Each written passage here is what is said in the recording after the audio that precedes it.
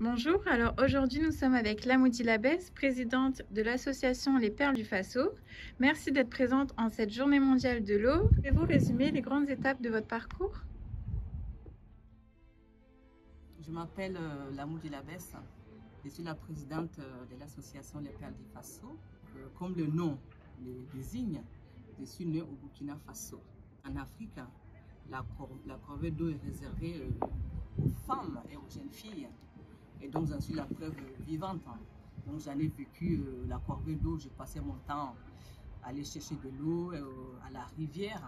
Je peux dire aussi que je suis une miraculeuse parce que j'ai failli mourir à cause de l'eau des rivières, parce qu'il n'y avait pas de l'eau potable.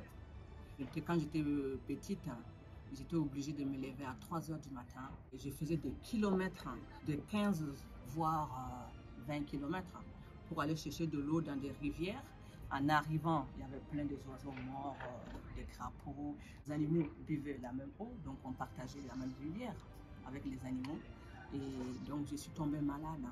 L'eau salue, ce que ça engendre comme maladie. Donc il y a le choléra, la diarrhée, il y a plein d'autres maladies.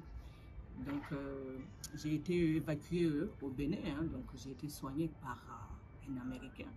Avant mon retour, ce médecin m'a dit il ne faut plus boire de l'eau sale.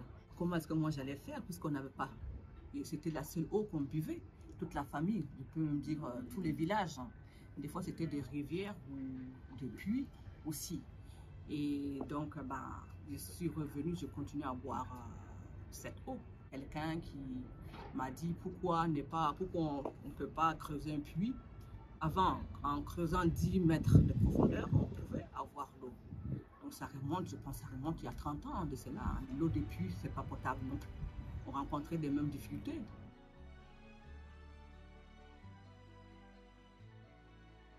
Le FASO a été créé en 2005, qui a pour but de venir en aide aux situations précaires au Burkina Faso.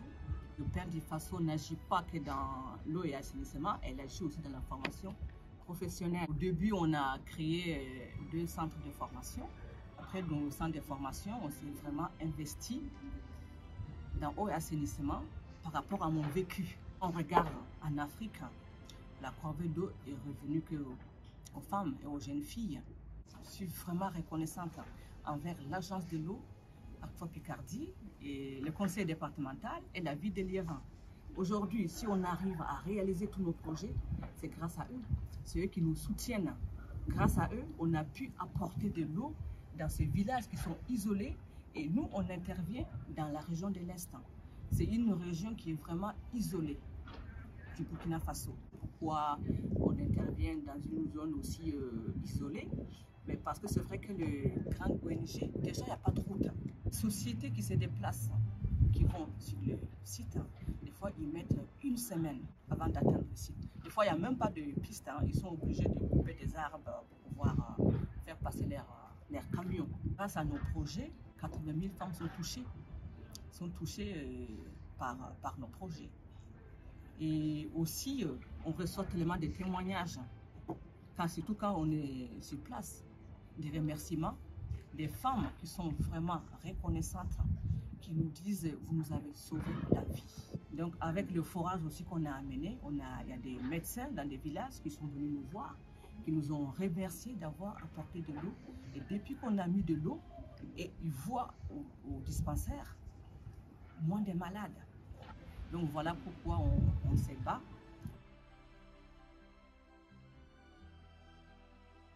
Les femmes, déjà en allant chercher de l'eau, partent la nuit et c'est risqué pour leur vie aussi. Elles peuvent se faire violer et se faire agresser par d'autres hommes.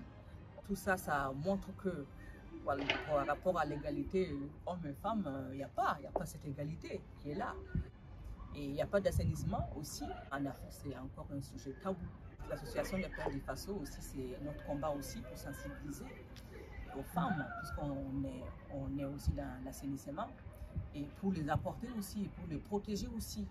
Et il y a des femmes et des filles qui se sont fait mordre par des serpents en allant derrière, comme je dis, soulager, c'est derrière un arbre ou des buissons, parce qu'il n'y a pas de latrines.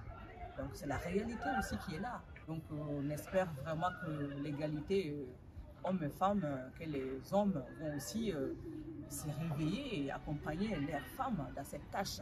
Femme en Afrique, quand elle sait l'heure qu'elle s'élève, elle ne sait pas quelle heure elle va se coucher. Toutes les tâches ménagères leur reviennent. Et des fois, pour aller chercher de l'eau, elles perdent du temps énormément. C'est notre combat pour les Pères du Faso. C'est amener de l'eau potable dans ce village qui n'en ont pas.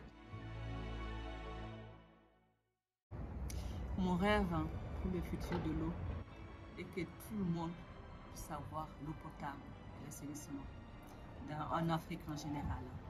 C'est vrai qu'en France, on s'élève, on ouvre le robinet, l'eau coule, et des fois même quand on se brosse les dents, on laisse l'eau couler, on ne ferme pas le robinet. L'eau, c'est un combat en Afrique. Les femmes se battent, les gens se battent. Il y a des gens qui se lavent même pas, peuvent rester 3 jours sans se laver parce qu'il n'y a pas d'eau. En fait, les gens ne se rendent pas compte. C'est vrai, ici, on a la belle vie, l'eau, on laisse couler sans s'en soucier. Tandis qu'il y a d'autres qui se battent pour en avoir.